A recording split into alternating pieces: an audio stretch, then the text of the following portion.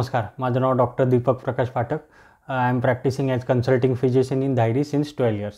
आज आपण डिस्कस करणार आहोत ह्युमन मेटान्यूमोव्हायरस म्हणजे HMPV व्हायरस याबद्दल. त्याची प्रमुख लक्षणे काय आहेत, त्या व्हायरसचे आजार झाल्यावर त्याची आपल्याला स्प्रेडेबिलिटी बघायची आहे आणि त्यानुसार त्रास किती होतो, तो नेमका घातक आहे की नाही आणि त्या आजारामध्ये आपल्याला काय काळजी घ्यायची याबद्दलची माहिती आपण घेणार आहोत. मेन म्हणजे त्याची प्रमुख लक्षणं काय आहेत.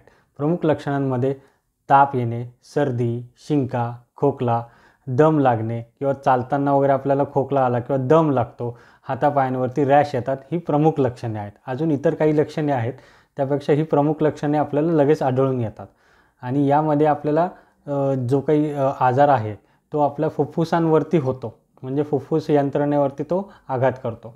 आणि तो पसरतो कसा मेन म्हणजे ही जी काही HMPV अफेक्टेड पेशंट आहेत यांनी सर्दी, शिंका, खोकला वगैरे इतर पब्लिक प्लेसेसमध्ये केला, काळजी न घेता केला, तर मग तो इतर लोकांमध्ये पण पसरू शकतो. याची स्प्रेडेबिलिटी म्हणजे काय, तो एका माणसापासून दुसऱ्या माणसापर्यंत किती लवकर पसरू शकतो याच्याबद्दल थोडीशी माहिती देतो. यामध्ये कसं असतं की एखादा इन्फेक्टेड पर्सन आहे HMPVचा आणि त्यांनी सर्दी किंवा शिंका किंवा खोकला जर एखाद्या नॉर्मल इंडिव्हिज्युअल म्हणजे ज्याला कुठल्याही प्रकारचा व्हायरस नाही अफेक्टेड आहे त्याच्याजवळ केलं तर त्याला लगेच तो शिरकाव होऊ शकतो. कारण की याची स्प्रेडेबिलिटी फास्ट आहे, एअर ड्रॉपलेट्समधनं होतं, म्हणजे हवेतून पसरणारा आजार आहे. मेन म्हणजे याच्यात आणि कोविडमध्ये खूप साधर्म्य आहे, पण स्प्रेडेबिलिटी ही एवढी साधर्म्य आहे. आणि हा कितपत घातक आहे, हा घातक आहे की नाही हा पहिला प्रश्न आहे. ॲक्च्युली हा घातक नाही आहे, हा खूप जुना व्हायरस आहे, याच्याबद्दलची इम्युनिटी आपल्याकडे आहे आधीपासून.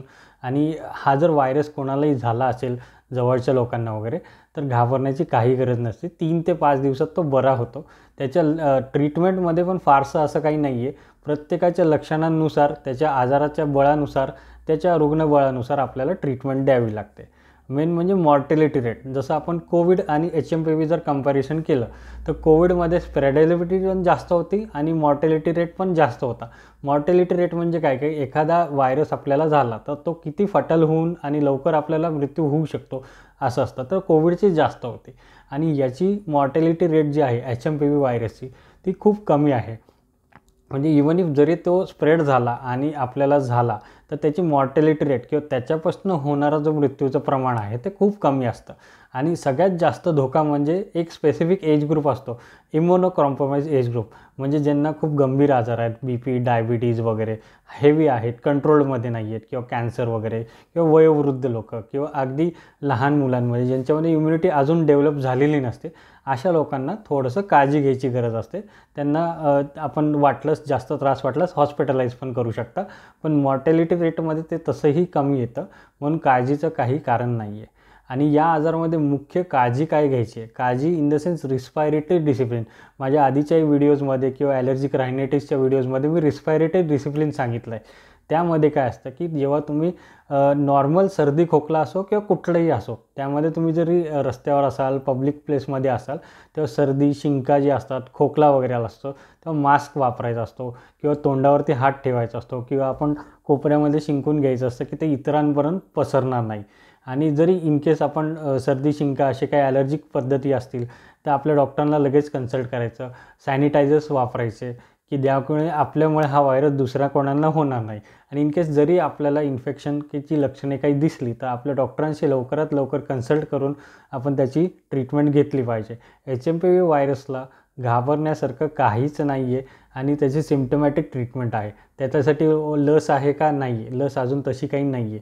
आणि त्याच्यासाठी ट्रीटमेंट काय, तर सिम्प्टमॅटिक ट्रीटमेंट, जे प्रत्येकाची जी लक्षणं आहे त्यानुसार प्रत्येकाचे फॅमिली फिजिशियन्स आपल्याला ट्रीटमेंट देऊ शकतात. दुसरं म्हणजे याच्यापासून घाबरण्यासारखं काही आहे का, नाही आहे. यात घाबरण्यासारखं काही नाही आहे. जुना व्हायरस आहे, आपल्याकडे इम्युनिटी पण आहे, त्यामुळे घाबरण्यासारखं काहीच नाही आहे. याच्यामध्ये मेन 2 गोष्टी आहेत. जर आपल्याला इन्फेक्शन झालं तर आपण रिस्पायरेटरी डिसिप्लिन पाळायचं आणि डॉक्टरांनी दिलेले इन्स्ट्रक्शन्स आणि मेडिसिन्स घ्यायचे वेळच्या वेळी. आणि मॅक्सिमम 3 ते 5 दिवसाचा कालावधी असतो, तेवढ्यात हा आजार लवकरात लवकर बरा होऊन जातो.